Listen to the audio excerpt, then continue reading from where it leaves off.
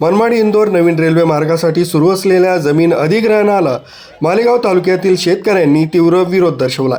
या निषेधार्थ शेतकऱ्यांनी मालेगाव मुंबई आग्रा महामार्ग रोखून आंदोलन केलं। या मार्गासाठी सुरू असलेली अधिग्रहण प्रक्रिया शासनाकडून मनमानी पद्धतीने राबवली जात असल्याचा आरोप या आंदोलक शेतकऱ्यांनी केला। घेतली नाही तर आम्ही 18 तारखेला 500 ट्रॅक्टर घेऊन मालेगावमध्ये बिराड आंदोलन करणार आहोत। याची सर्वस्वी जबाबदारी शासनाची प्रशासनाची असेल आणि जे आज अधिकारी आले रेल्वे प्रशासनाचे किंवा जे भूसंपादनसाठी अधिकारी आले ते जोपर्यंत इथे चर्चेसाठी येत नाही तोपर्यंत आम्ही उठणार नाही। आणि त्यांनी तिकडे जे मोजणी चालू केली ती मोजणी पहिले बंद करावी।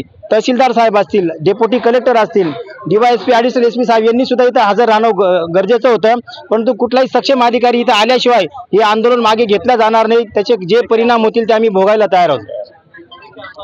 अधिग्रहणासाठी अत्यल्प दर लावण्यात आल्याने शेतकरी आक्रमक झालेत। यापूर्वी शासन दरबारी तक्रारी दाखल करून देखील अधिकाऱ्यांकडून कोणतीही दखल घेतली जात नसल्याचा आरोप करण्यात आलाय।